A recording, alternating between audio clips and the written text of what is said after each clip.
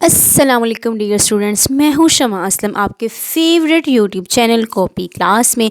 आज हम लोग एफएससी पार्ट 2 बायोलॉजी चैप्टर 1 जो कि इंट्रोडक्शन के नाम से है, इसके में टॉपिक पढ़ने लगे हैं लेवल ऑफ बायोलॉजिकल ऑर्गेनाइजेशन। क्या टॉपिक है आज हमारा? Levels of biological organization. कि बेसिकली बायोलॉजिकल ऑर्गेनाइजेशन के लेवल्स क्या हैं, ठीक है, कि कैसे सिंपलेस्ट से हाईएस्ट मतलब कि मल्टी सेलुलर ऑर्गेनाइजेशन हो जाती है, ठीक है। और देन पॉपुलेशन से कम्युनिटी, कम्युनिटी से इकोसिस्टम, इकोसिस्टम से देन बायोस्फीयर। सबसे पहले हम लोग जिस लेवल की बात करेंगे वो सब एटॉमिक एंड एटॉमिक लेवल की बात करेंगे, ठीक है। सब एटॉमिक लेवल। बेसिकली एटम किससे मिलकर बनता होता है? वो सब एटॉमिक पार्टिकल्स। सब एटॉमिक पार्टिकल से मुराद है प्रोटॉन्स हैं, न्यूट्रॉन्स हैं और इलेक्ट्रॉन्स हैं, ठीक है। एटम क्या है? इसने सब एटॉमिक पार्टिकल से मिलकर बनना है, जिसमें प्रोटॉन्स, न्यूट्रॉन्स एंड इलेक्ट्रॉन्स आ जाते हैं। प्रोटॉन्स एंड न्यूट्रॉन्स कहाँ लोकेटेड है? बेसिकली ये लोकेटेड है न्यूक्लियस के अंदर, ठीक है। और इलेक्ट्रॉन्स जो मूव कर रहे हैं वो around the nucleus of an atom move कर रहे हैं, ठीक है।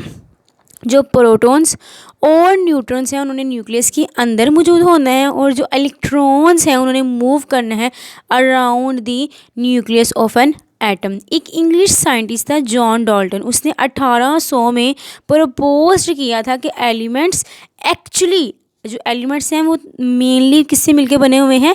छोटे छोटे टाइनी पार्टिकल से मिलके बन हुए हैं जिनका नाम है एटम्स। एटम्स मतलब कि इनडिविजिबल, ठीक है। क्लियर है ये चीज़ कि सब एटॉमिक लेवल बेसिकली क्या है? सब एटॉमिक लेवल्स में हमारे पास इलेक्ट्रॉन्स, प्रोटॉन्स, न्यूट्रॉन्स आ जाते हैं। और एटॉमिक लेवल हमारे पास क्या है कि बेसिकली सब एटॉमिक पार्टिकल से ही मिलकर एटम का वजूद होता है। अब सब एटॉमिक से एंड एटॉमिक लेवल के बाद हम लोग जिस लेवल की बात करने लगे हैं वो है मॉलिक्यूलर लेवल। किसकी बात करने लगे हैं? Molecular level. बहुत ज़्यादा डिफरेंट एलिमेंट्स के जो एटम्स हैं वो क्या करते हैं? कंबाइन करते हैं एक दूसरे के साथ। किस बॉन्ड के ज़रिए? आयनिक और कोवलेंट बॉन्डिंग के ज़रिए, ठीक है, ताकि वो किस चीज़ को प्रोड्यूस कर सकें? ताकि वो कंपाउंड को प्रोड्यूस कर सके। अब ये जो स्टेबल फॉर्म है ना, इसको हम लोग मॉलिक्यूल का नाम देते हैं, ठीक है। सबसे पहले हम लोग बात की है किसकी? मॉलिक्यूल के बारे में।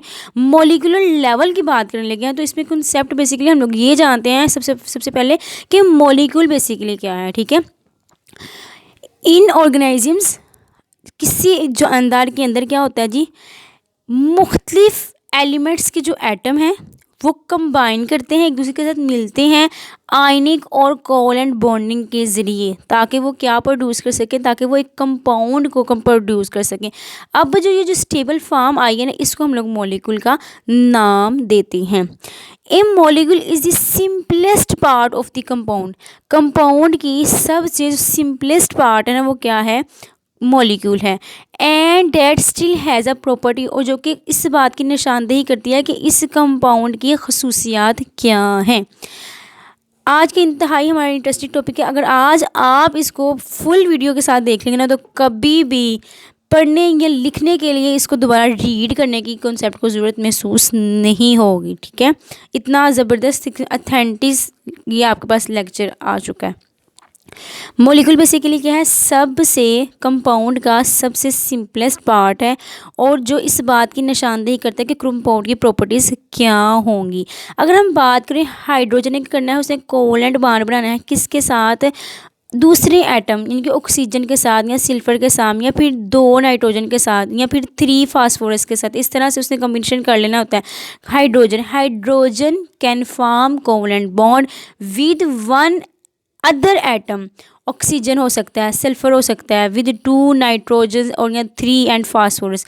एंड कार्बन ने क्या करना? कार्बन की वैलेंसी 4 होती है, इसीलिए इसके अंदर यही कैपेसिटी होती है कि वो 4 अदर एटम के साथ बॉन्ड बना सकता है। क्लियर है ये चीज़?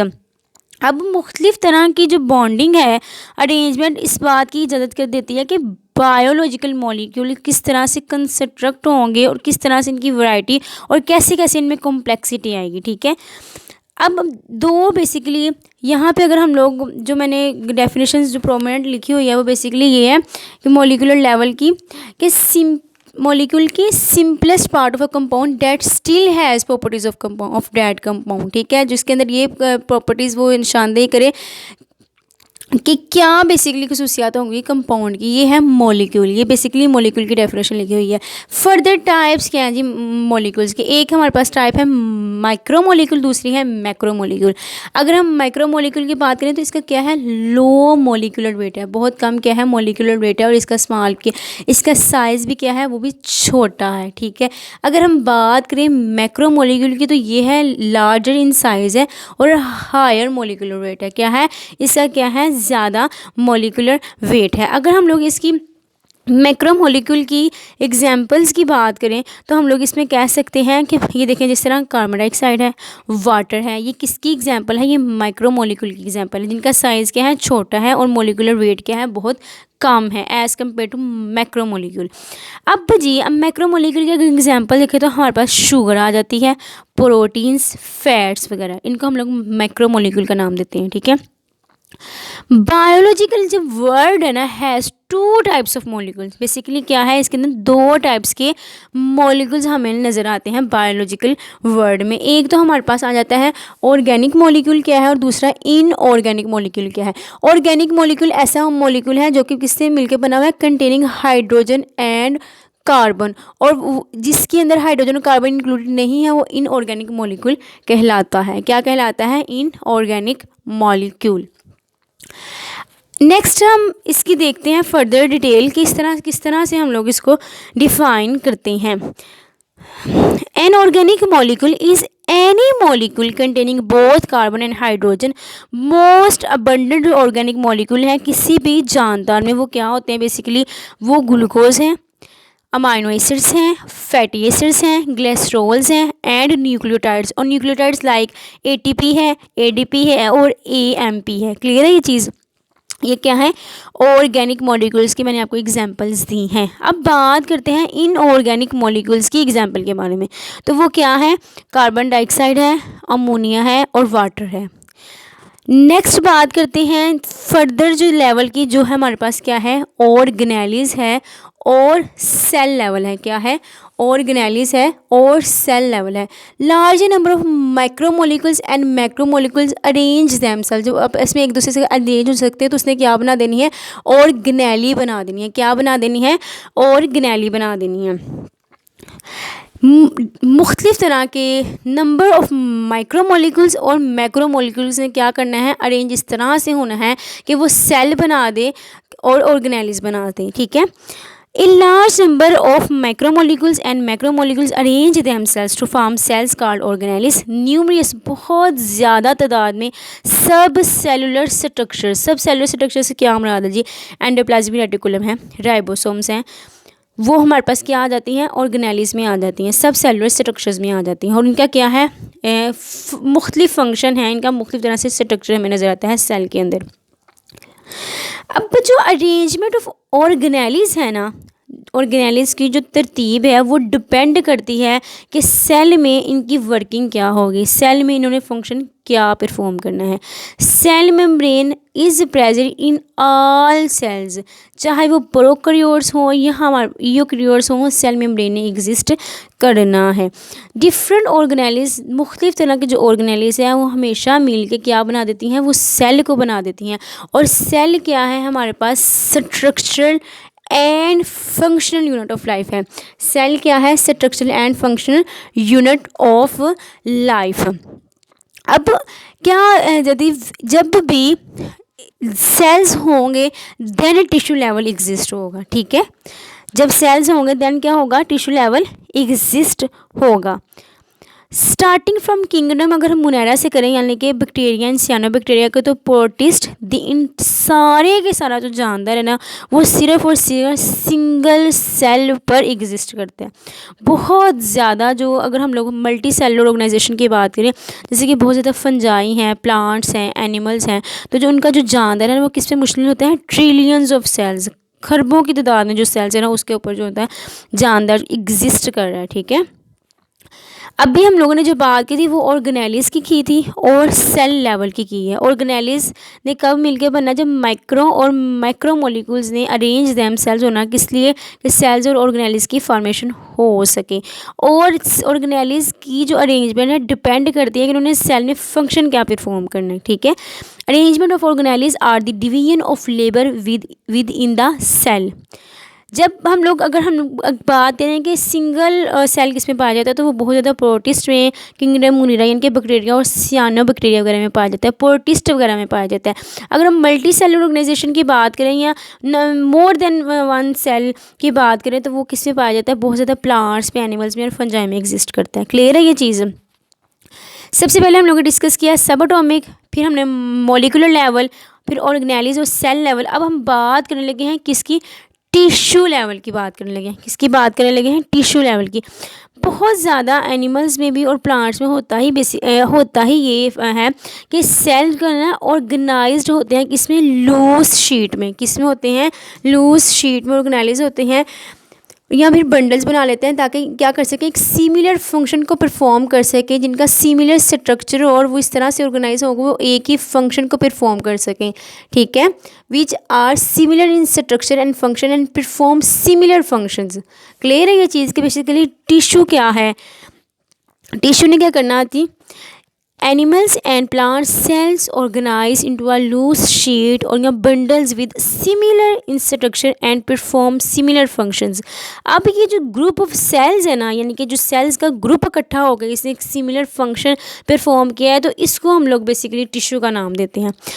ईच सेल, हर टिश्यू के पास क्या है, स्पेसिफिक फंक्शन इसने परफॉर्म करना है। किसी भी जानदार की लाइफ में इसने एक स्पेसिफिक फंक्शन परफॉर्म करना है।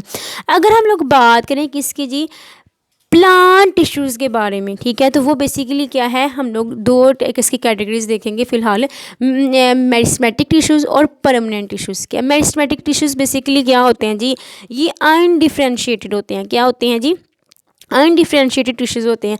और अगर हम बात करें जी परमानेंट टिश्यूज़ की, तो वो क्या है, डिफ्रेंशिएटेड टिश्यूज़ है। अब ये फर्दर सब डिवीजन हुई है किसकी, परमानेंट टिश्यूज़ की। यानी कि एपिडर्मल टिश्यूज़ है तो ये बेसिकली आउटर के ही ये हम लोगों को नज़र आएंगे। ग्राउंड है, स्पोर्टिंग है, कंडक्टिंग है। स्पोर्टिंग ग्राउंड ने क्या करना जी, प्रिपेयर करना और स्टोर करना है किसको, फूड को, ठीक है। Prepares and store food and water किसने करना है, ग्राउंड टिश्यूज़ ने करना है। सपोर्टिंग टिश्यू का काम ही क्या है, उसने स्ट्रेंथ प्रोवाइड करनी है प्लांट के पार्ट्स को। अगर हम बात करें किसकी, connective tissue, conducting tissue, xylem and phloem की, किसकी, जाइलम और फ्लोएम की। इसका काम क्या है जी, जाइलम का काम है वाटर सप्लाई करना और फ्लोएम का काम है फूड की सप्लाई देना, ठीक है। ये किसकी डिवीजन थी, सब डिवीजन ऑफ परमानेंट टिश्यूज़ थी। एपिडर्मल देखा, ग्राउंड देखा, supporting tissue as well as conducting tissues के बारे में हम लोगों ने जाना।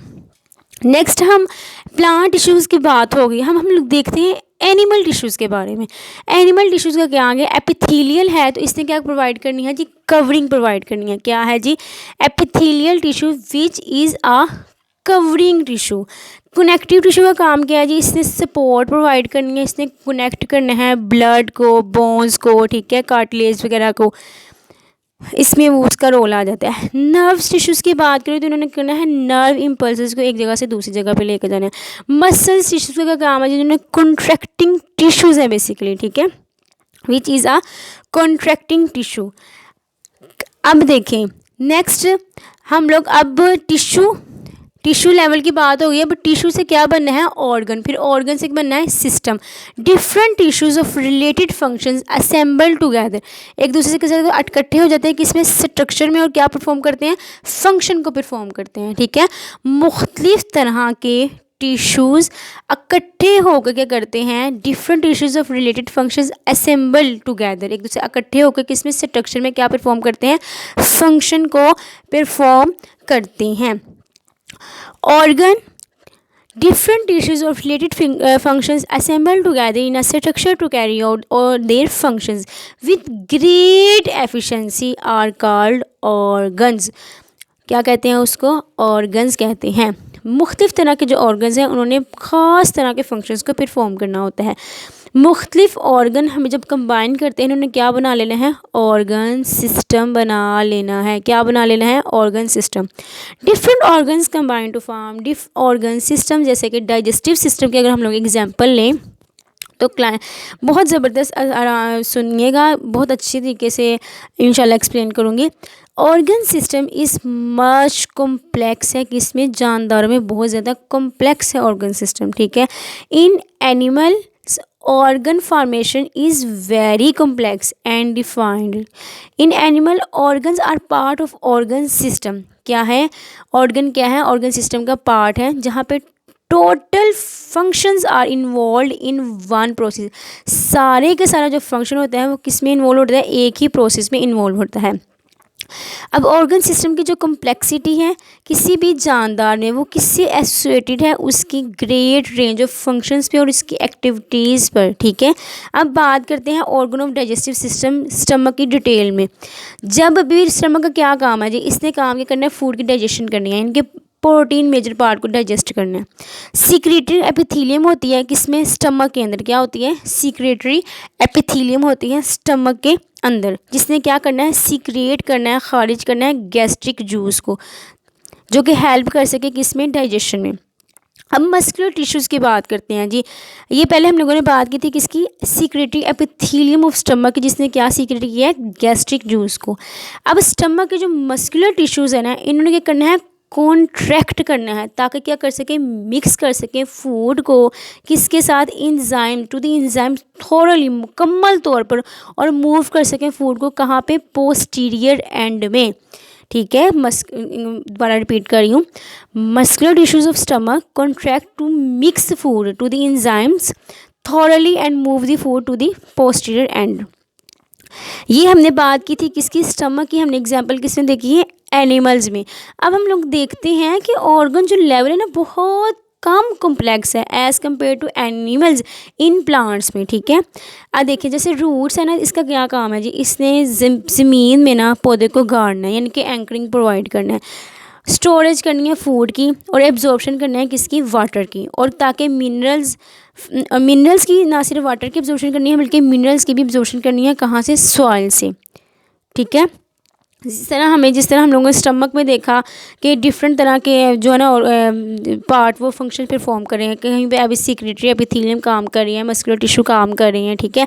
इस तरह से ऐसा बिल्कुल भी हमें जो है ना वो प्लांट्स पे नज़र नहीं आता, लेस कॉम्प्लेक्स ऑर्गेनाइजेशन हमें नज़र आती है प्लांट में। शूट का क्या काम है जी, इसने क्या करना है, प्लांट को सहारा देना। लीव्स क्या है जी, प्राइमरी ऑर्गन्स है किस लिए, फोटोसिंथेसिस के लिए। लीव्स क्या हैं, पत्ते क्या हैं, प्राइमरी ऑर्गन्स हैं फोटोसिंथेसिस के लिए। जबकि फ्लावर्स क्या हैं जी, रिप्रोडक्टिव ऑर्गन्स हैं किसके लिए, for producing next generation. Root, shoot, leaves और flower are the examples of organs, ठीक है, इन प्लांट्स। अगर हम लोग एनिमल्स की बात करें तो क्या एग्जाम्पल आ जाती है हमारे पास ऑर्गन की, स्टमक, ठीक है, और हमारे पास लीवर आ सकता है इसकी एग्जांपल। हमारे पास इसका जो होता है लीवर आ सकता है, किडनी आ सकता है, ये सारे के सारे जो इंसान में पाए जाते हैं या किसी भी और जानदार में पाए जाते हैं, is the examples of organ, ठीक है। अब हम लोग एक देख लेते हैं कि ऑर्गन सिस्टम के बाद क्या बनना है जी। अब सिस्टम लेवल का वजूद आ चुका है, तो इसके जब मुख्तलिफ़ तरह के सिस्टम्स आपस में मिलेंगे तो इन्होंने क्या कर देनी है, एक इंडिविजुअल की फॉर्मेशन कर देनी है। Various organ in plant and animals organise to form a individual. इन्होंने क्या करना है, इंडिविजुअल की फॉर्मेशन कर देनी है। Various functions, processes and activities are coordinated in individual. मुख्तलिफ तरह के फंक्शंस, प्रोसेसेस और एक्टिविटीज़ किस में इन्वॉल्व होती हैं, कोऑर्डिनेटेड होती हैं किस में, किसी भी जानदार के अंदर। रिपीट कर रही हूँ, अगेन सुन लें ताकि कभी भी ज़रूरत महसूस ना हो कि आपको इसका कॉन्सेप्ट क्लियर ना हो कि इंडिविजुअल लेवल क्या है, स्पीशीज़ लेवल क्या है, पॉपुलेशन लेवल क्या है। Various organs in plants and और various organ system in animals organise to form an individual. जैसे जैसे ऑर्गेनाइजेशन होती है तो वैसे वैसे इंडिविजुअल अलग से उसकी अलग से शनाख्त हमें नज़र आती है। As far as the characters are concerned the whole organism has its individuality. ठीक है, इट इज़ हमेशा डिफरेंट होती है from other of this same species in certain respect. ठीक है, ये बेसिकली हमें नज़र तो आ रहा होता है लेकिन